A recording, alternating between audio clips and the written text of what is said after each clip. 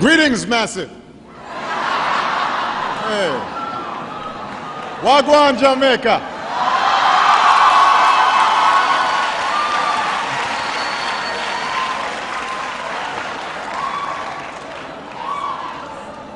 Can everybody please give Aubrey a big round of applause for the great introduction?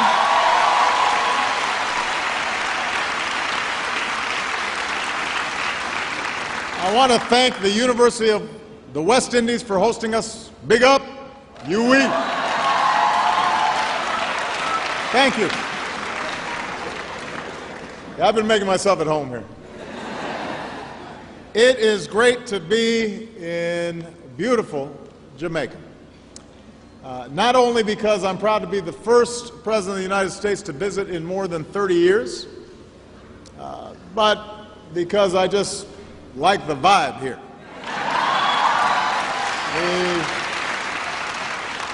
I was born on an island, and it was warm, and so I feel right at home.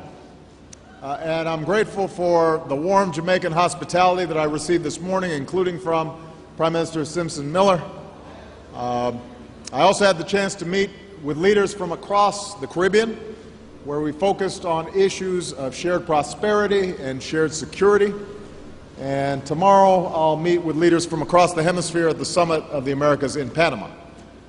But before my trip became all business, I wanted to come here and hear from young people like you, because it is your generation who will shape the future of our countries and our region and this planet that we share, long after those of us who are currently in public service are gone from the stage.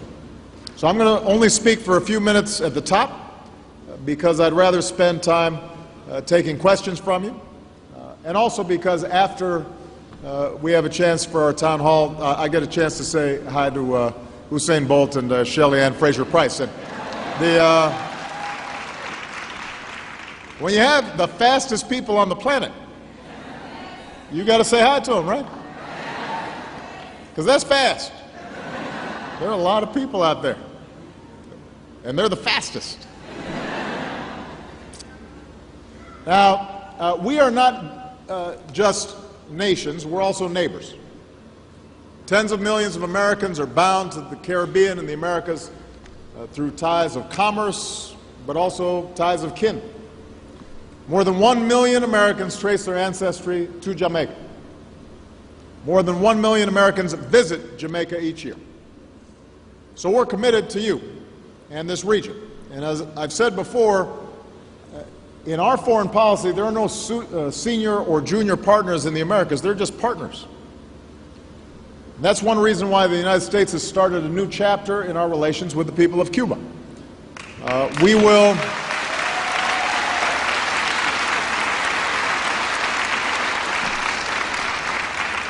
will continue to have differences with the Cuban government, but we don't want to be imprisoned by the past.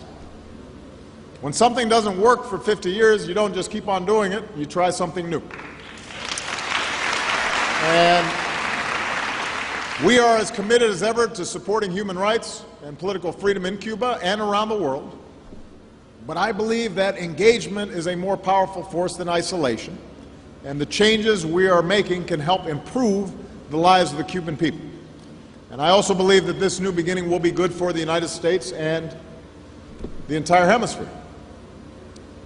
My point is, I believe we can move past some of the old debates that so often define the region and move forward in a way that benefits your generation with new thinking, an energetic, impatient, dynamic, and diverse generation that you represent, both in the United States and across the hemisphere.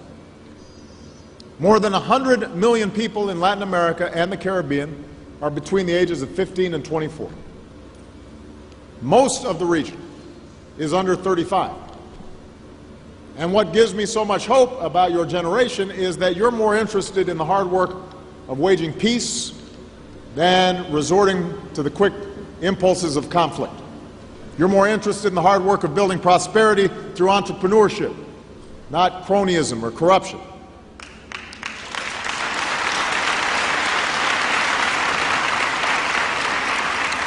You're more eager for progress that comes not by holding down any segment of society, but by holding up the rights of every human being, regardless of what we look like or how we pray or who we love. You care less about the world as it has been and more about the world as it should be and can be. And unlike any other time in our history, the technology at your disposal means that you don't have to wait for the change that you're looking for. You have the freedom to create it in your own powerful and disruptive ways. Many of you already have, whether by starting your own enterprises or by helping others start theirs. And I'm going to just single out two remarkable young leaders who are here today because I think they're an example of what is possible, even in the most difficult of circumstances. So Angeline Jackson is here today. Is Angeline? Where is Angeline? There she is, right there. So several years ago, when Angeline was 19, she and a friend were kidnapped, held at gunpoint, sexually assaulted. And as a woman and as a lesbian, justice and society were not always on her side. But instead of remaining silent, she chose to speak out and started her own organization to advocate for women like her, get them treatment and get them justice and push back against stereotypes and give them some sense of their own power. And she became a global activist. But more than anything, she cares about her Jamaica and making it a place where everybody, no matter their color or their class or their sexual orientation, can live in equality and opportunity. That's the power of one person, what they can do.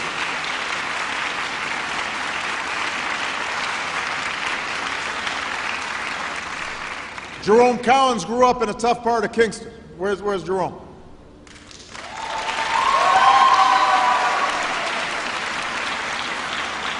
When Jerome was 12, he saw a friend gunned down. When he looked at the shooters, he said, "I realized that wasn't a life I wanted to live."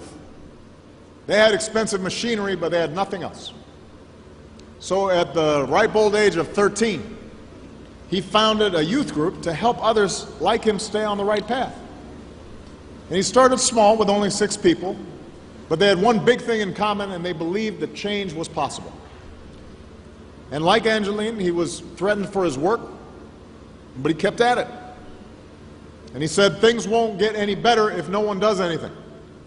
And today, the Lead Youth Club he started has 6 chapters, including one in Colombia. His work has taken him to 5 continents. Last year, he became the first Jamaican to receive the Nelson Mandela Innovation Award. He's just 25 years old.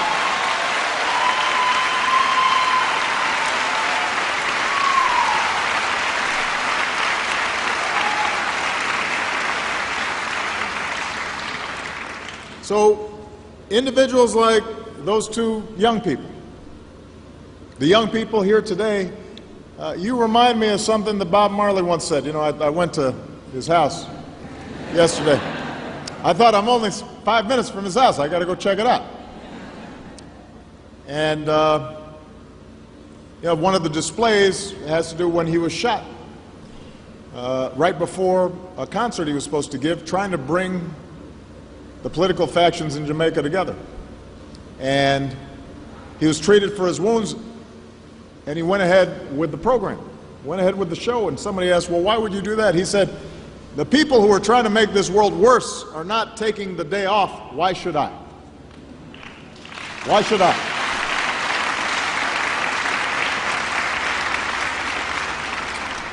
So none of us can afford to take the day off. And I want you to have every chance, every tool you need to make this world better. So, today I'm announcing nearly $70 million in U.S. investments in education, training, and employment programs for our young people throughout Latin America and the Caribbean.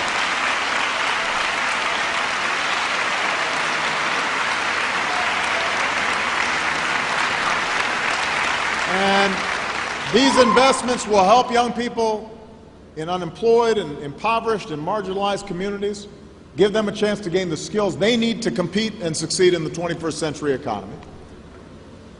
And that's not all. As president, some of the initiatives I'm most proud of are ones that increase my country's engagement with the next generation of leaders like Angeline and Jerome and all of you, leaders in government and civil society and entrepreneurship in the private sector.